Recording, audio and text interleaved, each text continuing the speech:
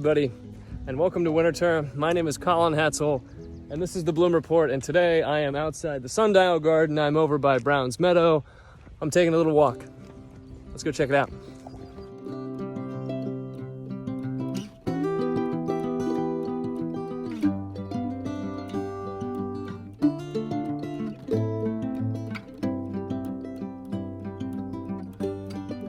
So it is July at Winterthur. It is a hot month. There's still stuff blooming, even though we did take a hit with the deer pressure this year. The hosta show was not as spectacular as it usually is. I think a lot of the drought we had in June and early July led the deer into the March Bank, into Azalea Woods, and so they had a feast. They had the perfect salad for them. They still looked good in a few spots, and we'll see some of those, but mostly we're gonna focus on open spaces and nature and green and all that. Here we have a spice bush, Lindera benzoin. If you pop one of these leaves off, crush it, you get a very fragrant smell out of it.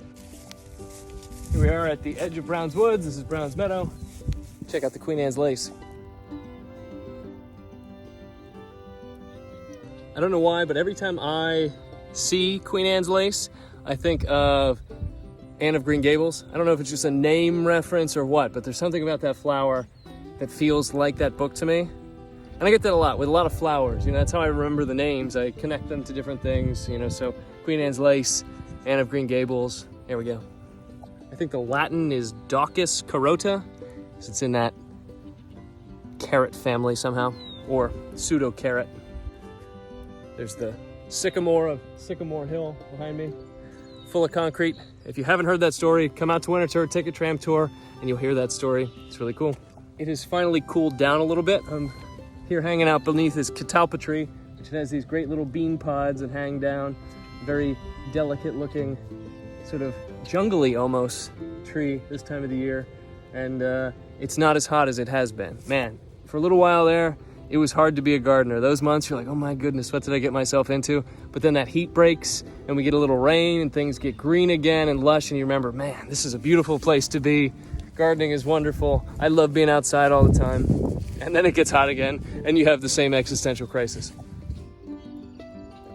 Here are those catalpa pods. And it is also the month of the Chimney Swift, so we'll see some Chimney Swifts swifting up on Farm Hill near the dairy barn.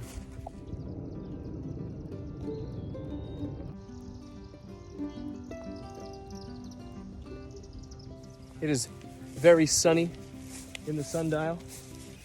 I wish it was accurate. Maybe I'd know what time it was.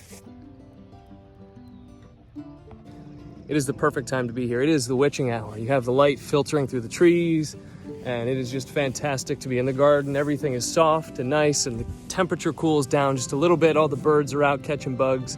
You see the chimney swifts. It's really fantastic. So become a member so you can be here this time of the day.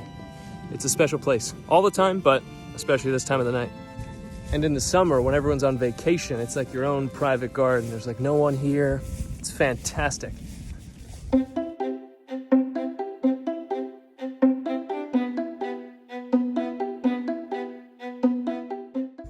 here at the Quints, they don't quite have their fragrance yet. When they're ripe, they are very sour, so don't eat them. You can make them into jams and stuff, but when they're ripe, you can definitely smell that sweet quince smell. Be careful, the plant's really sharp.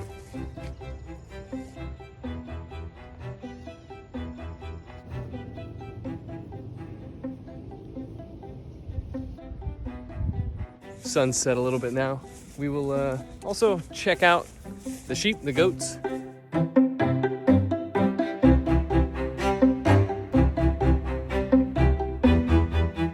We'll check out the koi fish as usual. My pets, my friends. Ooh, and before I forget, there was also a really big tree that fell on the Quarry Garden Bridge. Really did a number on it. We'll show some footage of that too.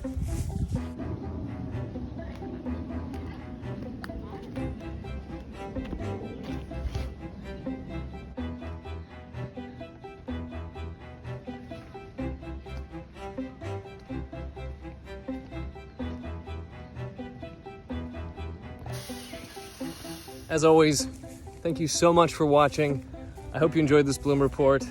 think we're gonna take to the sky, get a little altitude, see what's happening up above.